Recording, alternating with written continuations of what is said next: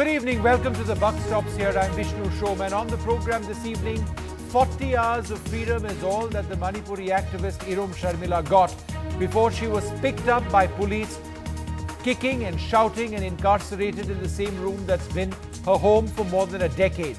The state government says she was trying to commit suicide by returning to her fast.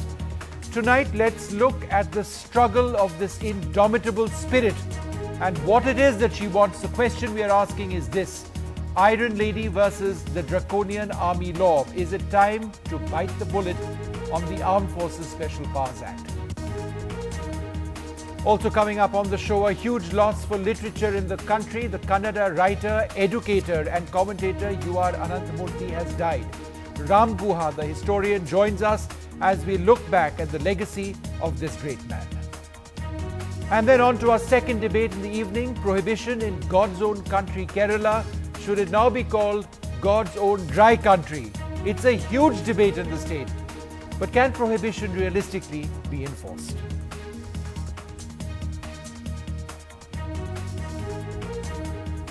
But let's quickly move on now to our top story. Irom Sharmila, the human rights activist in Imphal who was released from 14 years in captivity just 2 days ago, has been arrested once again. Sharmila has been incarcerated in hospital. She will be produced in court tomorrow, charged most probably with attempt to commit suicide. The government says that they are doing their best to save her life. Irom Sharmila had continued to fast after she was released. Well, Monadeepa Banerjee, my colleague, has been tracking the story very, very closely and joins me now live from Imphal. You know, Monadeepa, I was actually reading the script of your story, which we'll play out in a little while from now. And it struck me as being, poignant at one level, frightening at another level, that just 40 hours after she was released, she's back in the same room where she has spent more than 10 years of her life, where she is being presumably force-fed once again. Nothing seems to have changed in the life of Irom Sharmila. Well, Vishnu, I went and sneaked into her room this afternoon, and there she was in a room that she doesn't belong to, a room in which there are pipes and drips into her arm, there are nurses giving her injections, there is an injury to her right foot that we could see, but still Sharmila smiled when she saw me, and that's the spirit that you just cannot explain. I mean, how does somebody have spirit like that? But I must tell you that in the last few minutes there has been an update. It now seems that that Sharmila has actually technically been produced before a magistrate. She has been given judicial custody for 15 days, and she has been charged, as we were saying, with attempt to commit suicide. So these three things are now clear. Irom Sharmila will not need to go to court tomorrow. She has already been given to judicial custody for 15 days. And what we are also hearing is that the Manipur government is likely to appeal against the Sessions Court order that set her free. But what a day it has been, Vishnu. We were here from 9 o'clock in the morning. Everything seemed normal till suddenly a doctor arrived, and then he left in a huff because she refused to let him do any medical treatment. And that's when a whole van load of women police arrived, must have been 20-25, and the struggle and the fighting and the shouting began. Not just Irom Sharmila, but these women that you see behind me, imas or mothers who have been protecting and sheltering Irom Sharmila for the last 2 days. Let's look at what happened this morning from 10 o'clock. When, the whole country saw terrible pictures of Irom Sharmila being dragged back into custody. Exactly 40 hours of freedom, and then this.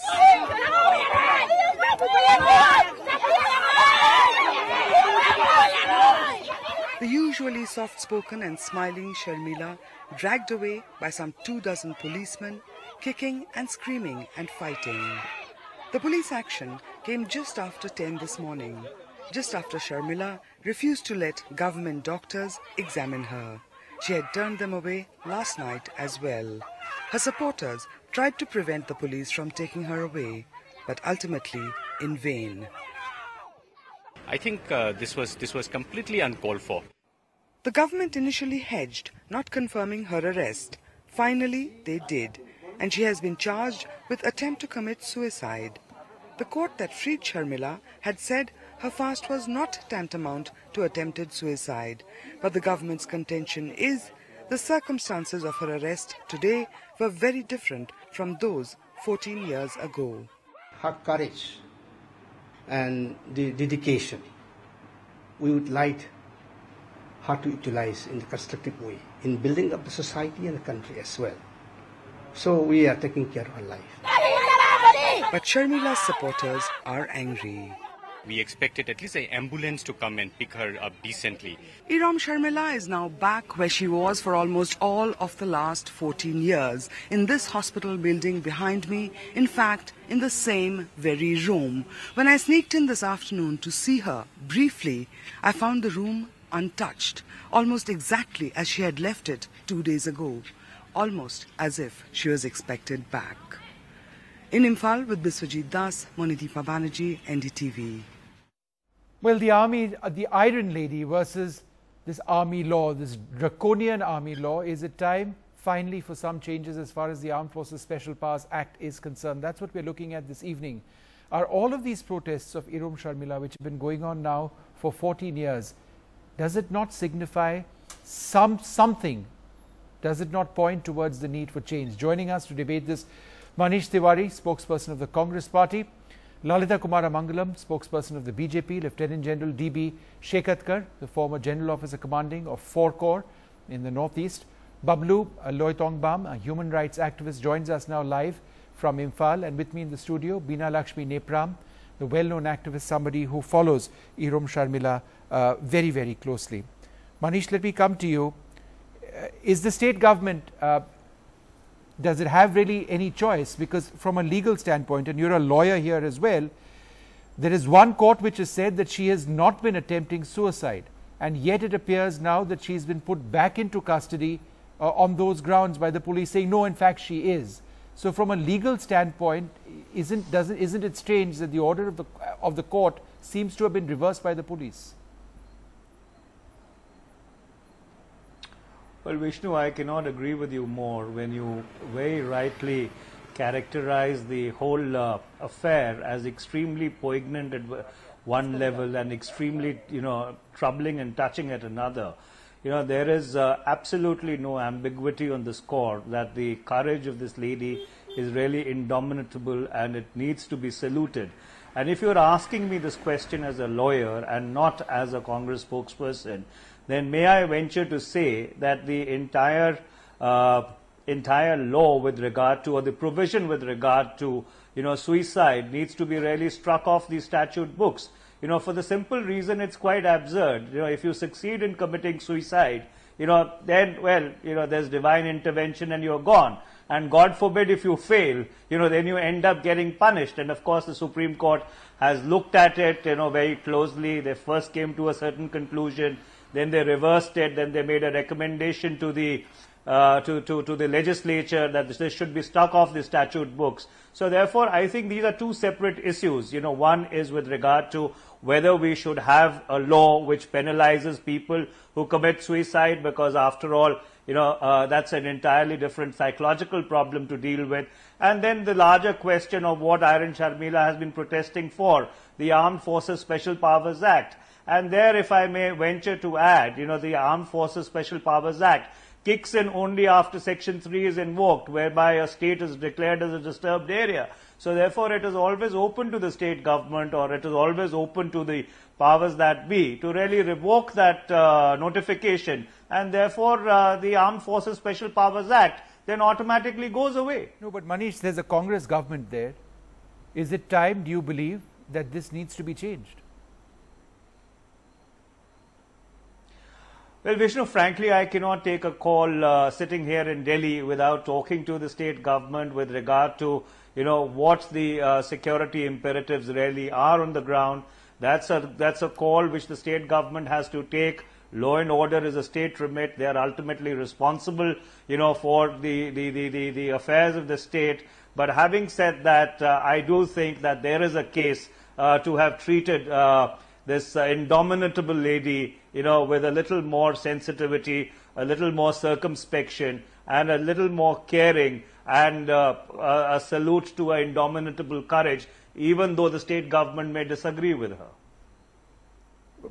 Bablu Loitongbam, thank you so much for joining us from Imphal. It's not often that we get a guest live from Imphal, but this is a story that is truly something that the entire country needs to perhaps reflect on.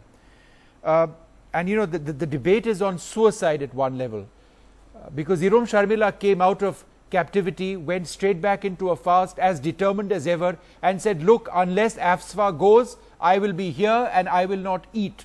Now, what does the state government do but put her back and force feed her? They don't want her to die. That would create a law and order situation. Did the state government actually have any other option? Vishnu, absolutely, Vishnu, they definitely have other options. There could be a lot more decency in which they treat this lady. A symbol of non-violence have been treated with so much of violence. The list that we expect was an ambulance to come, and it was also very amply clear in the order and the judgment that came out therefore yesterday that it has to be, the government can feed her. The right to feed still exists with the government, but it doesn't mean that she should be criminalized, again put in and frame her as on the same criminal charges of attempting to commit suicide. It is very clearly stated in the court judgment that this is not an attempt to commit suicide. This is a political protest, and that has to be, she has to be treated as a political person who is trying to bring about a change for the better as a part of the democratic process. But the way in which she was treated today was absolutely degrading, inhuman, and we strongly condemn this in strongest possible word. It is a bit like a little sunshine that the judiciary has brought about in trying to bring some relief and to generate some debate, has been very unceremoniously closed down by the state government in their very inapt handling of this situation. And it is very unfortunate. This has created more hurt feeling. A sense of indignation is still running very strong, not only to Sharmila, but anybody who showed the way in which she was treated today morning. Okay, let me just go across to Lalita Kumaramangalam, spokesperson of the BJP at this stage. Bablu, we'll come back to you. We've got plenty of time. Set her free. We've got lots of time to discuss this. Let me go across to Lalita Kumaramangalam. Lalita ji, there are two ways of looking at it. I think a lot of people in the country identify with the spirit of this woman who believes in a cause, and ultimately that cause is peace. That's what she seeks more than anything else, and respect and dignity in her state. And there isn't a political party in this country which disagrees with that larger goal. However, there is a law, and that law says that law and order needs to be maintained, because that has been a problem over there, and therefore AFSPA is necessary. Is there a solution to this, or is Irom Sharmila going to be over there in that room for the rest of her life?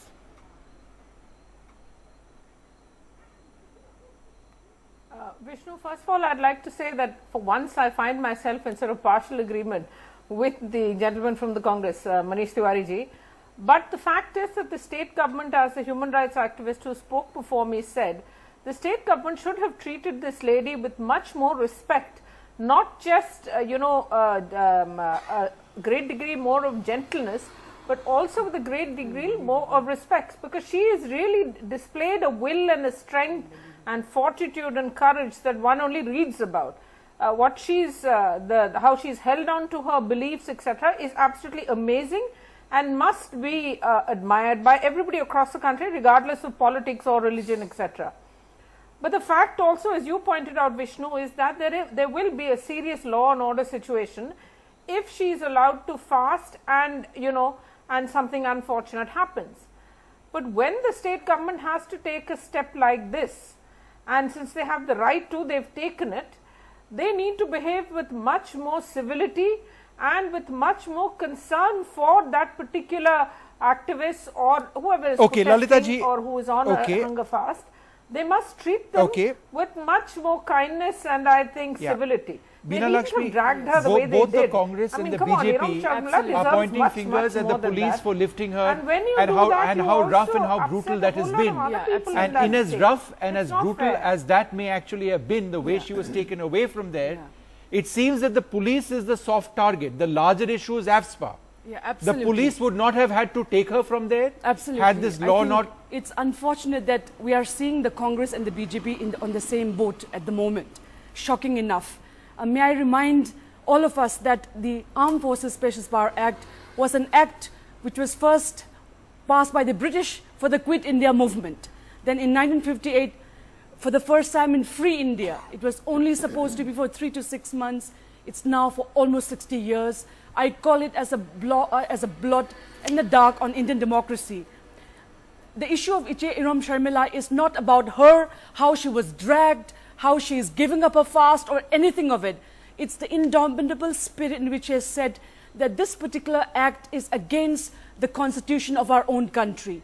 An act which says an Indian in Manipur doesn't have a right to life. She is protesting not only for herself, for her own thing. I met her yesterday and spent about an hour and a half. Her spirit is amazing. Saying no to AFSPA is not being anti-Indian. This is how we are always told. Anti-AFSPA protesters are always said, you are against the army, you are against the country. It is not. Let me make it very clear. One country, one law. And Irom Sharmila today, the way she was dragged, what I'm hearing is that she also got minor surgery for injuries that she has, got at the time of her arrest. And yesterday she told me that this time I will not allow any more force feeding. I'm getting from my sources that she was force-fed even in the hospital. She refused the nasal feeding, but it was again done even after she was arrested. This is a moment in history. This is a moment not only in the history of Manipur, but in India, that if you do not remove this draconian law, it will be a blot in India's largest democratic country in the world. It will be the biggest blot, it will be a dark. Now the government who has got the majority, it's time for this government to prove. The Congress for the last, this is the third term of the Congress ruling in Manipur. Removal of AFSPA was not in their manifesto. It was in the manifesto of the BJP. Now let them do it. Let them remove the Disturbed Area Act and let Irom Sharmila in. This is our appeal. We are at a very critical juncture. This is not a Nautanki where you want to, arrest her, re-arrest her, throw her back. It's not that. It's a very critical moment in juncture, and we are in it together with her to ensure that her struggle does not go in vain. Manish, I'd like you to respond to what she's saying over here. This is a moment in time that no political party can ignore. Isn't it time that the Congress government and the state re-examine this situation? It's very easy to say that law and order is a problem. The law, as you know, Manish, as a lawyer, is very strong. It's an issue of enforcement. There is a larger human rights issue over here. It affects the dignity of millions of people in a part of our country. Well, Vishnu, the other reality, unfortunately, is, and since we've got a debate which has a certain emotive content to it, so this may sound a little brusque, but be that as it may, the fact is that we live in a very, very volatile and a very dangerous neighborhood. The fact is that we are at the receiving end of a proxy war for over 3 decades. The fact is that terror is exported to India, not only on our western borders, but also on our eastern borders. So therefore, well, that's a reality, ma'am, which unfortunately you cannot close your eyes to. And so therefore, if you want the armed forces to operate, may I complete? I didn't interrupt you, ma'am. I have all the empathy. I have all the empathy for you. So therefore, the fact is that if you want the armed forces to operate in a particular area, they obviously need to do so under a legal architecture. And this is the legal architecture which is available. Yes, there is a strong case with regard to possibly modifying Section 4, building certain caveats into it, whereby the kind of blanket powers which are available of shoot and sight or to intrude at any hour into anybody's residence or office, or the various other provisions which are there, they can obviously be modified. But the fact is that if you want the army to operate or the armed forces to operate, you have to give them a legal cover. Now, what should be the AFSPA is a debate which has been going on for a For a while. long time. If I All right. remember correctly, even the former Home Minister, Mr. Chidambaram, had also flagged it. So maybe, But he the said BJP ultimately that government can decision take has this to be debate based on what forward. the army And, said. That's what Mr. Chidambaram had said. He said it's up to the army to finally decide whether that's the case. So let me go across to just a moment. Because I know you have a lot to say, but I'll give you that opportunity in a moment. But I'm joined at this stage by Lieutenant General Shekatkar. He was the former General Officer Commanding of 4 Corps. He has served extensively in the Northeast. General, I know what the argument of the army is when it comes to AFSPA. It's the legal cover that you need to carry out your activities against militants. But let me bring you another fact. In 56 odd years, not a single army or paramilitary officer or soldier has been prosecuted for murder, rape, destruction of property, including the burning of villages. And that's something that took place in the Northeast earlier on, and certainly in the 60s, in Nagaland and in Mizoram. Right? So therefore, if there are people over here on the ground in the state saying there needs to be justice, please remove this act. No one is saying Indian army go away. The Indian army has a role to play, just not the way it is being done now. How would you respond to that? Firstly, I must tell you, Vishnu, that I know the lady very well. I have a lot of respect for her. At the GOC Corps, I met her twice, thrice, just to seek her advice how to go about it, because I was connected with Manipur also. Incidentally, I entered Nagaland as a young officer when Nagaland was under revolt. There was a parallel government running in Nagaland, and that is the time when we entered there. And within no time, we found Mizoram insurgency erupted. So I know the entire Northeast. There is no state, there is no district where I have not served. So I have tremendous, you will say, sympathy for the people of Northeast and the states where they are serving. Having said that, I would request you, and through you other channels also, you mentioned draconian army law. Since when have we started this? It's all right for somebody to say British law. Army doesn't enact law at all. It is the national government. And under the same constitution this has been erected. If you don't want the army, kindly remove the law. That's simple. That's simple. May I request for your consideration and for the eminent lawyers, and very rightly he said, may I request just 4 sentences, 1 paragraph, which will take 24 words. Go ahead, sir, the government please. of Manipur or Please. somebody else in Delhi can do that. Please. The situation in Manipur is absolutely peaceful. First sentence. We are capable of handling the entire situation on our own. Second sentence. This makes 9 words. Third, we don't feel there's a necessity of Manipur to continue as a disturbed state. Another 9 words. And finally, henceforth we request the army could be taken up dealing from the insurgency operation. Somebody can write this paragraph and somebody can sign it. Army has nothing to do with this. Absolutely nothing to do with this. As a But former if you want the GOC, army no, to General, control- I'm sorry to interrupt, but you are saying something which one doesn't hear generals saying, particularly those who have served in the Northeast. Are you saying that AFSPA needs to go from Manipur? Yes or no? No, if the Manipur state is not disturbed, armed forces special power. Do you believe that it is disturbed, or do you don't let believe me it tell is not anything else. disturbed? You know, General, is it disturbed or not no, it is disturbed certainly in your disturbed. professional It is certainly opinion? disturbed. It is disturbed. It is.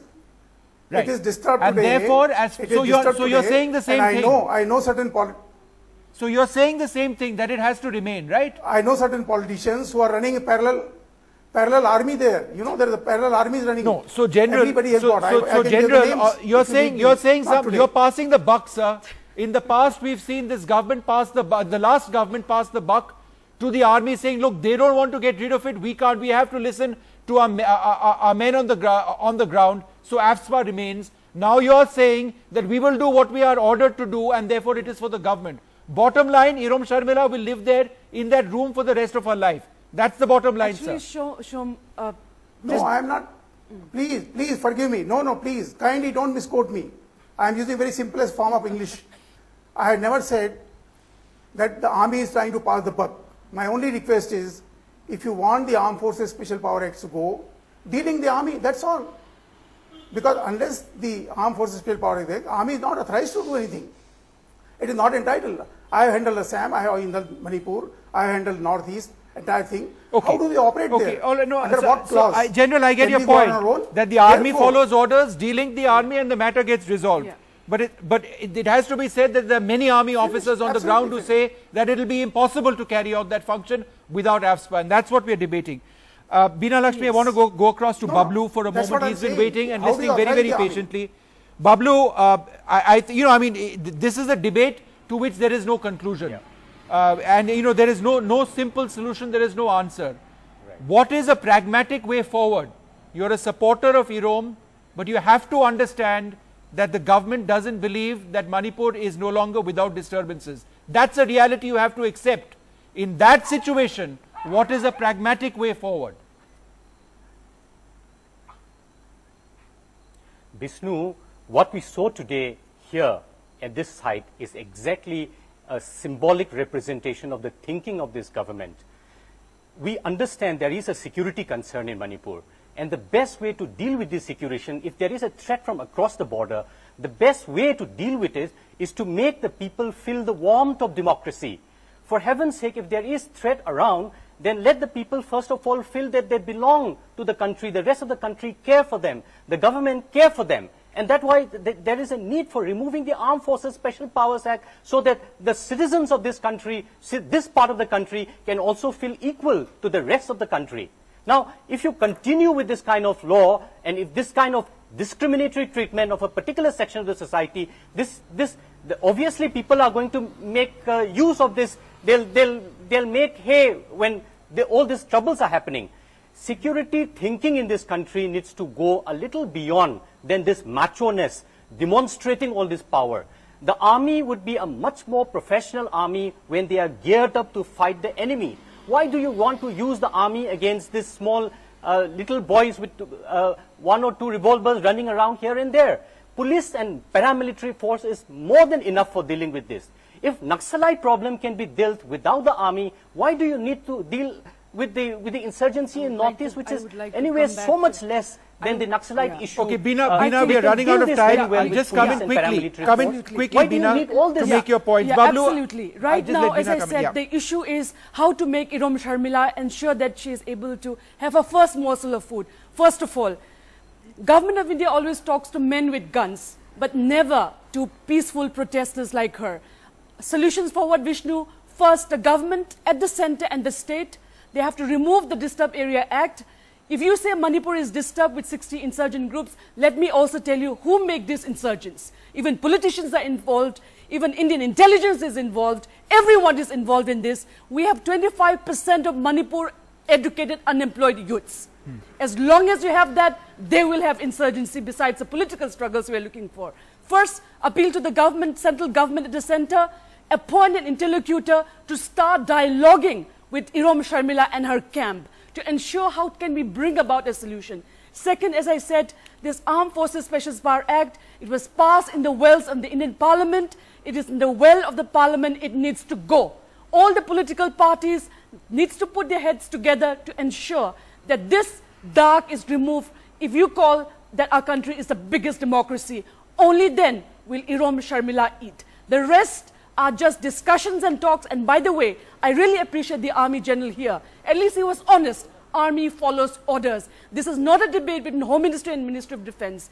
It's a political will that has to come in New Delhi where you are sitting right now and not pass the buck to the others. The Army can be there patrolling the borders, but not in our kitchens, not in our houses, and not patrolling Manipur's rice fields. They have to go from there. So the solution is this is what we are looking at. Appoint someone to talk to Irom Sharmila, Lalita, not drag her by force the way they've seen today. Lalita ji, one of the points that Bablu Loitongmam was mentioning just a few minutes back is that we fight the threat of Naxalism in our country using commandos, police forces, paramilitary forces, and not the Indian Army. Isn't it time that perhaps we get a reality check on the nature of the threat in Manipur? That we don't use the regular army to be doing this job? Surely they've got other things to do. Surely our frontiers are big enough to deploy the army more effectively in. Vishnu, there are two things I want to say here. First, that you must understand that the two frontiers, the west and the east, are very different in nature. The east is a totally porous border. And unless, I mean, there are a lot of problems there, which, I mean, today we don't have the time to discuss that. But the second thing also is that the BJP has in its manifesto said that we would look at the Armed Forces Special Security Act, and we will, I mean, we will do it. There, we are dealing with a huge host of problems, other problems too at the moment. It was in the manifesto. Thirdly, we can't just remove it.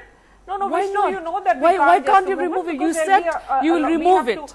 In the Manipur manifesto, it was there.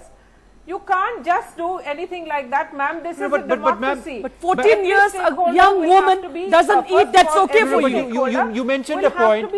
Ma'am, she's mentioned a point, and I confess I don't know whether this is, whether, is it part of a manifesto of the BJP? It was. As far as the Northeast is concerned, that this would be removed? It was. It was not in the Congress, it was in the BJP Lalita ji, was this part of any manifesto of the BJP? That it will be examined, that we will talk to all the various stakeholders.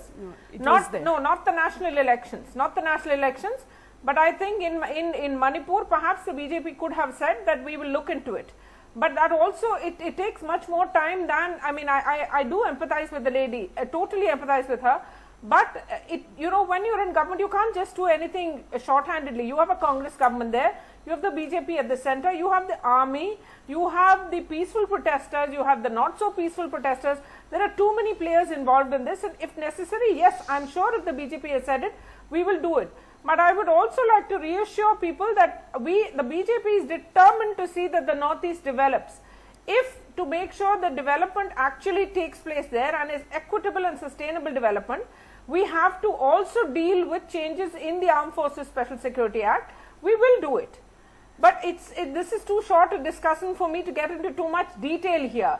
But the fact is that what she says is right, that when you have so many unemployed people there, you're bound to have trouble. It's not just Manipur or Tripura or the Northeast that goes through this.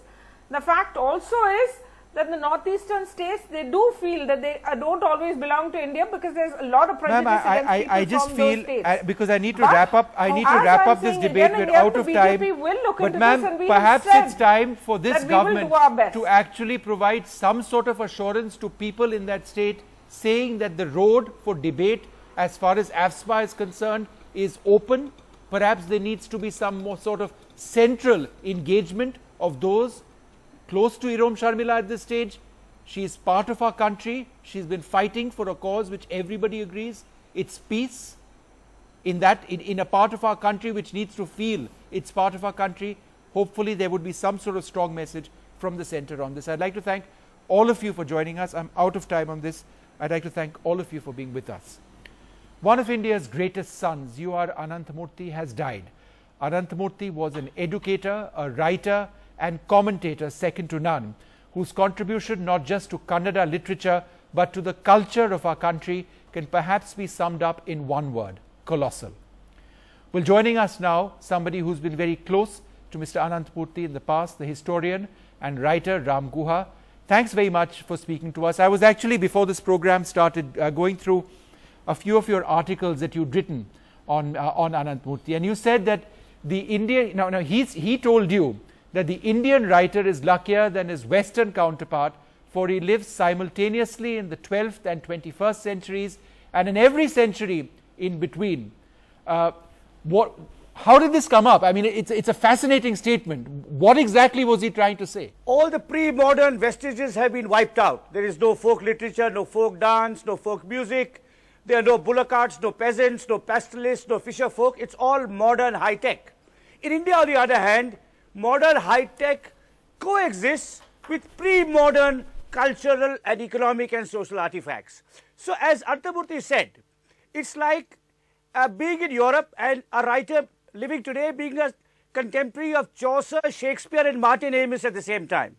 But of course that what happened in Europe, it only happened in India. And you go to any part of India. I was in Ahmedabad recently, you know, a state and a capital now very much in the news because of our Prime Minister. You can see the malls in Ahmedabad, and then you can go to the Teen Darwaza Manik Chowk area and see medieval India. You know, so I think this is, but as I said, this is one of many arresting insights. He had a profoundly original mind. Not only was he a colossally influential writer, an inspirational teacher of English literature to generations of students in Mysore University, a controversialist and public debater, he was also an extremely original thinker. There are other lines of his which I could share with you if you wish. A few myself, but let me share another one which I found interesting, and I'll get you to respond. He wrote, "If I had begun to write in English, I could have taken to modernist thought with great glee. But because I write in Kannada, it gives all my writing, all my thinking a certain rootedness. I do not think that these two novels, Samskara and Bhartipura, could have come in any language other than an Indian language." Now, this was a man who used to teach English as well. He was a scholar of English as well, and yet he believed that his Indian roots were important, were critical. Where does that leave someone like you who writes in English? Well, I think that's it. Ananthamurthy was of a generation of genuinely bilingual intellectuals. He could converse and traverse not only the centuries, but different linguistic and cultural worlds. And his writing was much more rooted, as is the case with, shall we say, Mahashweta Devi in Bengal, or the Malayalam writer Paul Zachariah. They write about people, village teachers, landlords, fisher folk, who don't figure in the novels of my English contemporaries. You know, and in that sense, they are very much more rooted. I wrote in that article about Ananthamurthy 2 years ago when he celebrated his 80th birthday. I said, when a writer like me passes on, an English writer, my death may be mourned perhaps in the bar of the India International Centre. But when Ananthamurthy meets his maker, this is what I wrote 2 years ago, yeah, his death will be mourned in every district in Karnataka, and that is exactly what will happen from tomorrow. He had very strong political views. For example, he said that India needs an Aam Aadmi Party kind of movement. On the other hand, he was completely opposed to Narendra Modi. He was opposed to the BJP. In fact, as far as the use of saffron was concerned and its association with the Sangh Parivar, he said that saffron shouldn't be associated with the saffron, that the color saffron shouldn't be associated with the saffron color. He says it's a beautiful color. Why connect it to a political party? Now, there were lots of people who actually hated him for this. There was a lot of online anger about his hate for the RSS, for the BJP, for the Sangh Parivar. Yes, not just online anger. As we speak, I'm told Hindutva activists in some towns in western Karnataka are celebrating Ananthamurthy's death. Actually, he would have been quite tickled that an 80-year-old writer who's been on his deathbed for the last 3 or 4 years, suffering from acute diabetes and heart condition, gets under the skin of a political movement. You know, that shows his intellectual power. But I want to say, I don't want to dwell too much on his political views, except to say this. One of Ananthamurthy's special characteristics was that he was an instinctive Democrat who loved debate. You know, one of the reasons I was his friend, I'm much younger than him, is that he befriended many young people, and he listened to them and he learned from them. I disagreed with some of his political views. Ananthamurthy sometimes felt that to oppose the BJP, you could ally with characters like Deve Gowda. Now, I wouldn't follow him in that, but he respected our differences, intellectual, our generational differences. He was a very open man, a very generous man, and he nurtured many young writers. You know, Indian males, Vishnu, powerful Indian males in any field, in business, in media, in literature, tend to be dadas, tend to patronize younger people, tend to feel superior. Ananthamurthy was not like that at all. When he talked to you, your age, your ideology, your caste, your social background was irrelevant. It was a discussion between equals. He liked gossip, didn't he? He once wrote, you need gossip to become a writer. Gossip is the source, he said, of great literature. You didn't necessarily need to be a huge intellectual or a writer or a thinker to produce great literature. You needed gossip. He would have, I wonder what he would have to say about the state of media in the country today and its link to gossip. Well, I think you needed gossip also. He was also a man of ideas. You know, he had studied English literature with Malcolm Bradbury, one of the great literary theorists of the 20th century. He was deeply read in Gandhi, in Lohia and Marx.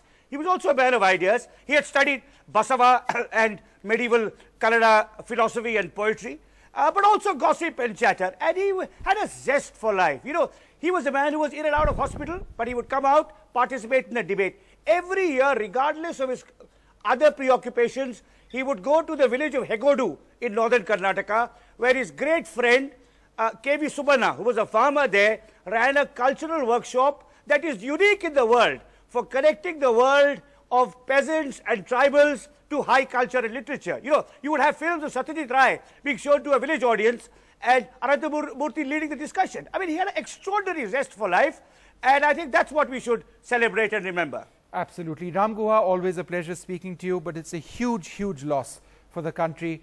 One of our finest sons, a colossal figure, a commentator, a writer, an educator, U.R. Ananthamurthy is no more. We're going to move on now to our second debate this evening, prohibition in Kerala, the state that has the highest per capita consumption of liquor in the country. Let's put it in perspective. The government pocketed 8,818 crores from liquor sales in 2012-2013. Its tourist industry in Kerala brings home 5,600 crores. But now, no alcohol in the state, except in 5 stars. There's that little rider. Prohibition has actually failed in other parts of India. Is this necessarily the right decision for Kerala?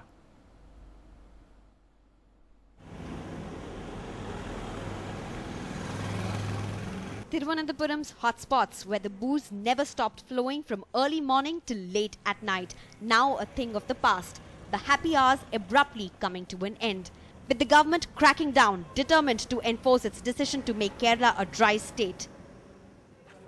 From 2015, only bars affiliated with 5-star hotels will be allowed to operate. The licenses of 312 existing and functional bars will be withdrawn. ഒരു അധിക വരുമാനമായിട്ട് കാണാനേ സാധിക്കില്ല. അതിന്റെ ഒരു 10 ഇരട്ടിയല്ല നമുക്ക് പ്രത്യക്ഷമായും പരോക്ഷമായും ഉണ്ടാകാൻ പോകുന്ന നഷ്ടം. Kerala earns 22% of revenues from liquor sales alone. But the big question, will prohibiting alcohol be an exercise in futility? Especially in a state that has always closely competed with Punjab to be the highest consumer of alcohol. While on paper the legal drinking age is 21, regulars tell us it's a need of the teenagers too, with consumption age falling to 14. 58-year-old Venugopal is a daily wage electrician, but he travels every day 30 kilometers by auto to a bar in the morning after 3 bars near his house shut down a few months back. He says he can't work without getting a minimal dose of alcohol.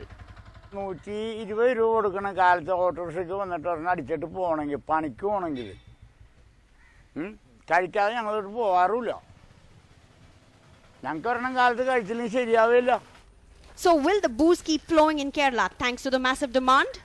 Creating awareness is good, but you know, it should have been a long-term process. The hasty decision is definitely going to affect the tourism sector, the revenue, foreign exchange, and the total revenue of the Kerala economy will be affected. In the past, experiments of zero alcohol policy have failed in Haryana, Andhra Pradesh, Tamil Nadu and Mizoram, to name a few where their policies had to be rolled back, in some instances more than once. In Gujarat, where there has never been a demand to roll back the policy, the bootlegging network has ensured that the alcohol flow continues. But for many people who have seen families suffer, this is a ray of hope. Soumya Krishnan, in her late 40s, says,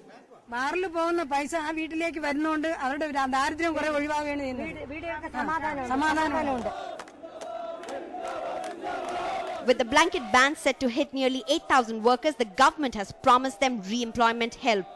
The decision with a massive social impact in Kerala came soon after Kerala Congress Chief V.M. Sudhiran's adamant stand of no renewal of licenses for the bars. A stand that seems to have forced Chief Minister Oman Chandy's hand to prevent Sudhiran from being seen as the hero of prohibition. It's a political decision.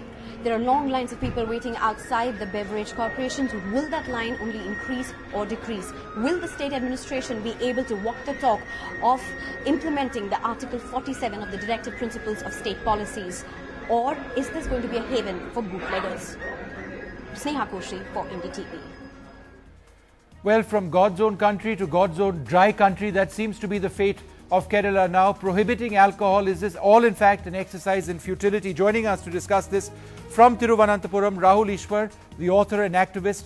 Praveen Parmeshwar also joins us. He's an observer of all of these developments, political and other developments in Kerala. And Jai Narayan Vyas, leader of the Gujarat BJP, joins us as well. I'd like to thank all of you. Rahul Ishwar, practically, is this impossible to implement?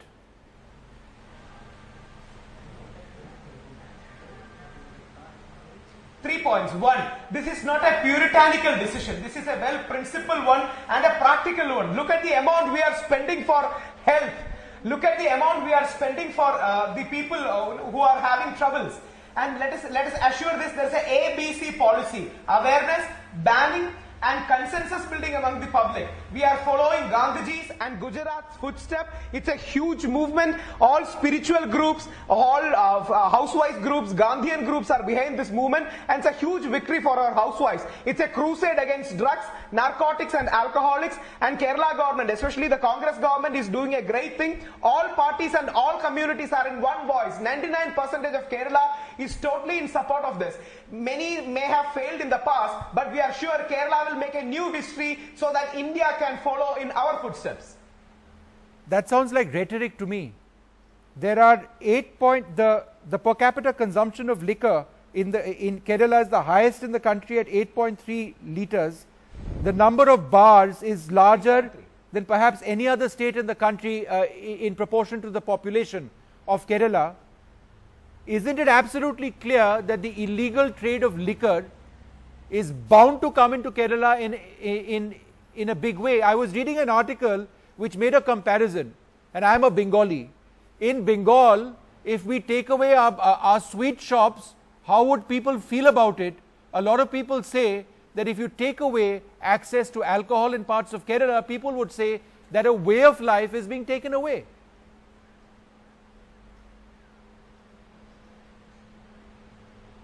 Please don't compare apples and pineapples. Even though they sound alike, they don't taste alike. Alcohol is different, sweet is different. And let me quote some statistics.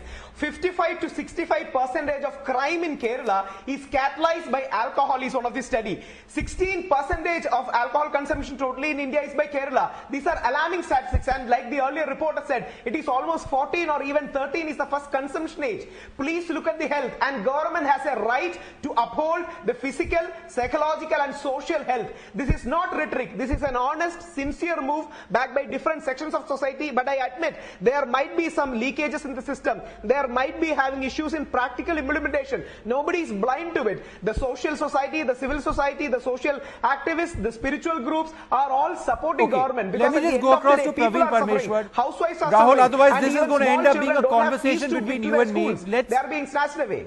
Let me ask Praveen Parmeshwar this. Do you see this as being a step designed to improve life of people in Kerala, or do you believe, or do you see this as being essentially the outcome of a battle within the Kerala Congress between the Chief Minister and the KPCC President, who was actually very keen on ensuring this happened? A lot of people saying that the Chief Minister had no choice but to go ahead and say that yes, go ahead, let's have this ban.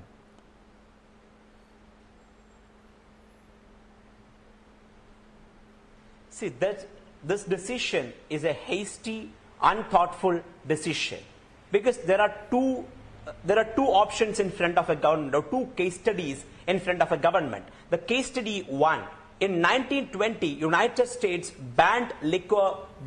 They come up with a blanket ban. Then they had to lift it by 1928. The Scandinavian nations come up with a blanket ban in 1919 and 1916. They were also forced to lift up the ban. In India also, Andhra Pradesh, Tamil Nadu, Mizoram, they also tried to do this. They had to lift up. Why more? In Kerala also, until 1967, alcohol was banned. Why all these banning had to be lifted up? Just because the furious liquor was just proliferating. The furious liquor was just flowing across the society. So the governments were forced to, lift up the ban. So only through awareness we can solve the problem. So the awareness should be first. See, take the case, the people who are consuming alcohol, they have been using it for decades. And in a fine morning, the government is saying without any shock absorbing mechanisms that you will not be getting any alcohol from tomorrow. So ideologically it is very good. But pragmatically, it is not. The same people, what they will do is, they will either go to the 5-star hotels by paying 10 times more than what they are paying now, or they will go to the illicit liquor shops. So these are the two options. These are the two scenarios. But let me go across to Jainarayan Vyas. Sir, Gujarat has had prohibitions in force since 1960. In 2011, there was an amended version of the Gujarat Prohibition Act. But there are also reports that this is Gujarat's worst kept secret. Alcohol is very easily available. The bootlegging network in your state, some say, is worth at least 1,500 crores annually.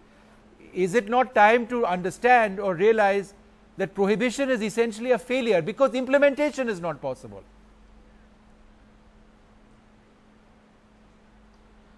See, I would say that one swallow doesn't call the summer in the first instance. This is you should look at this problem in the larger psycho-sociological concept, that what kind of damage it inflicts on the society, what kind of damage it inflicts to the health, what kind of problems it creates because of the peace of life being lost in the family lives and promotion of certain crimes. I think if you put sum total of it, yes, I would agree that there is a small trade-off. This has to an extent promoted some underground network, which despite the state government's effort, because if you will be able to see that Gujarat police seized record foreign liquor and the country liquor during the earlier years. Still it goes on, there is no doubt about it.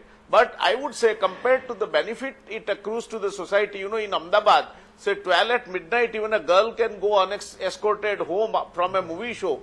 This cannot happen if the prohibition is just opened up, because you will find always people who are drunk, people who are not in their senses will misbehave. Having said this, let me say that it is very ideal to say that the best thing in a civil society or a democracy is to practice something through consensus rather than the government's intervention like prohibition.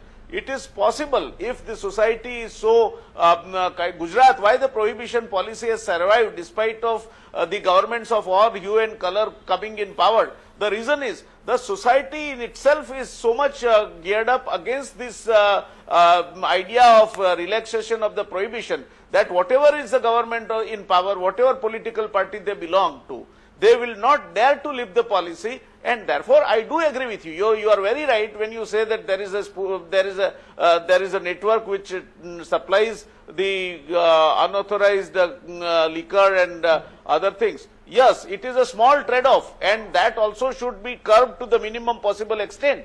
But the benefits the state accrues are far more larger than that trade-off, and the kind of revenue that the state might lose because of, you know, compared to that, what is the trade-off? Gujarat has the record of least man days lost. Gujarat has the record of utmost peaceful life. The business in Gujarat is flourishing. One of the reasons is people feel that this is a safe state to you have raise some important your counterpoints. Business you and raise safe some state important to also have counterpoints. your family here. Mr. Vyas, you raised some very important counterpoints. We are out of time, but you know, I mean, if you are talking about being practical, one way or the other, the fact that 8,800 crores in revenue, which is huge for a state government, would just disappear in the case of Kerala. 5,560 crores comes from forex to the state for tourism. A lot of this tourism would also disappear. No. It's not. If you permit me a minute, yeah. If you very permit briefly, me a sir. minute, if you permit me a minute, you know, when you compare this revenue loss, you have to also understand that if you are in Kerala, and I have travelled this part of the country so frequently, on Friday, invariably you will see huge queues to collect the liquor from the government shops. Saturday and Sunday, people are totally, most of them are boozing it off. And on Monday, there are maximum absenteeism as far as the labor is concerned. So, what kind of social costs you are paying? What kind of mandates loss? The social cost you mentioned is absolutely colossal. I don't think anybody would debate, you know, the problems associated with excessive alcohol consumption, but is it being implemented in a manner which is actually realistic? I'm afraid we're all completely out of time over here. I'd like to thank all of you for joining us. Kerala will be a dry state very, very soon. The process is already underway. We've completely run out of time. On the buck stops here. Time for this short break.